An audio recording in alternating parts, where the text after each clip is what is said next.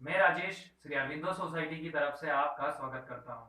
हम आपको शिक्षा में शून्य निवेश नवाचार कार्यक्रम ZIA द्वारा संकलित रोचक नवाचार के बारे में बताएंगे।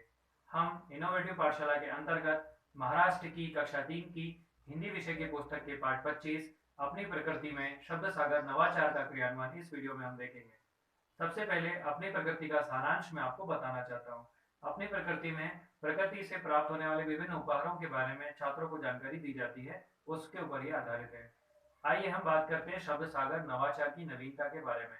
पाठ में आए हुए कॉन्सेप्ट से जुड़े हुए जो शब्द है, कठिन शब्द है, उनसे एक शब्दावली छात्रों की तैयार कराई जाती है, जिससे कि उन्हें उनकी जो व्याकरण का जो कौशल है वो बेहतर होता है, विकसित होता है और छात्र भी सीखने की प्रक्रिया में व्यस्त रहते हैं।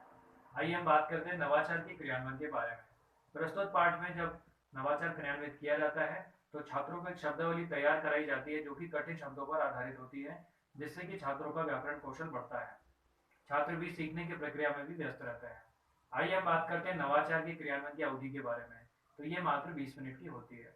यदि बात की जाए पूरे प्रबंधन की तो शिक्षकों को एक छोटा गत्ते का बॉक्स और इसी के साथ साथ रंगीन पेपर की आवश्यकता होती है। आइए हम बात करते हैं निर्देशों के बारे में।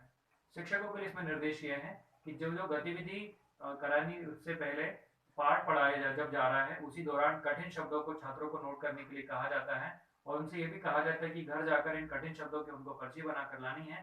साथ ही साथ में पर्ची पर शब्द लिखने के साथ साथ उन्हें उसका एक चित्र भी बनाना है। दूसरे दिन छात्र आते हैं और उन पर्चियों को बनाकर लेकर आते हैं।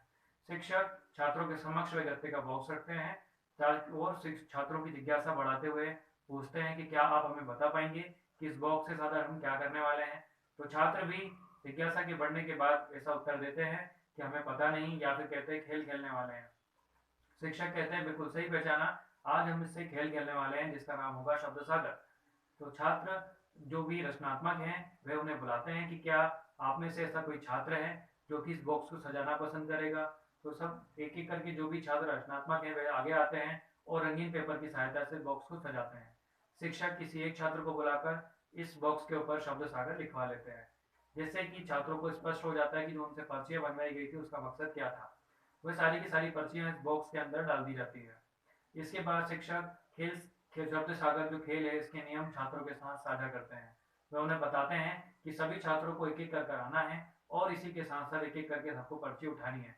जो भी शब्द आएगा उसे जोर से बोलना है और इसके बाद उस कठिन शब्द का अर्थ उन्हें बताना है, जिससे कि वह उनके जो कॉन्सेप्ट है वह उन्हें समझ में आ सके। इस दौरान शिक्षकों को एक बात और ध्यान में रखनी होती है कि सभी छात्रों की बारी आना अत्यंत आवश्यक है। एक शिक्षक 30 छात्रों के साथ इस नवाचार को क्रियान्वित कर सकते हैं, क्योंकि इस नवाचार के क्रियान्वयन में PRT अनुपात का भी ध्यान रखा गया है। इसी के साथ साथ अगर कोई छात्र ऐसा आता है जिससे कठिन शब्दों को बोलने में या फिर उसका अर्थ बताने में परेशानी होती है तो शिक्षक वहां पर उस छात्र की मदद भी कर सकते हैं। आइए हम उदाहरण के साथ समझते हैं कि किस तरीके से नवाचार क्रियान्वित होता है। मान लीजिए पहला जो छात्र आता है पर्ची उठाता है, उस पर्ची में लिखा हुआ है इच्छा।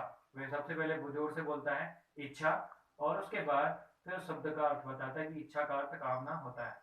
तो इस तरीके से एक एक करके सभी छात्र आते हैं और प्रस्तुत पाठ में जो कठिन शब्द है उसका पुनर्जन कर पाते हैं। वो ये जो कॉन्सेप्ट है उन्हें समझ में आ जाता है। इस तरीके से नवाचार क्रियान्वित होता है। आइए हम बात करते हैं नवाचार के क्रियान्वयन से प्राप्त होने वाले प्रतिफल के बारे में।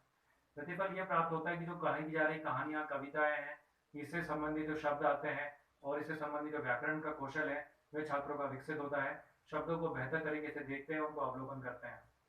शब्दों की पुनरावृत्ति, संज्ञा, सर्वनाम जब बार बार आते हैं तो छात्र भी उन्हें समझते हैं और कहीं ना कहीं उनको उनके जो ज्ञान का जो कौशल है, व्याकरण से जुड़ा हुआ जो कौशल है उनका वो बेहतर होता है। विशेष आवश्यकता वाले छात्र भी इसमें जुड़ते हैं, क्योंकि वह जो सीखने की उनकी जो गति होती है वह काफ़ी धीमी होती है। और जब एक एक करके सभी छात्र इस प्रकार के शब्दों का, कठिन शब्दों का उपयोग करते हैं तो उससे भी उनके कॉन्सेप्ट को समझने में उनको आसानी होती है और कॉन्सेप्ट उन्हें लंबे समय तक याद रहता है। प्रस्तुत जो पाठ है उसे निर्धारित पाठ्यक्रम में जो निर्धारित माह है उसी में ही उसे पढ़ाया जाना चाहिए। प्रस्तुत पाठ अपनी प्रकृति में आज हमने शब्द सागर नवाचार का क्रियान्वयन समझा। इस पाठ में और भी कई सारे नवाचारों का क्रियान्वयन किया जा सकता है। हम आशा करते हैं इस वीडियो को देखने के बाद इस नवाचार तकनीक को आप अपने विद्यालय या कक्षा में अवश्य ही क्रियान्वित करेंगे। इस तरीके की कई और दिलचस्प नवाचार हम आपके समक्ष लाते रहेंगे। आपसे अनुरोध है, आप हमारा यूट्यूब चैनल जरूर सब्सक्राइब करें।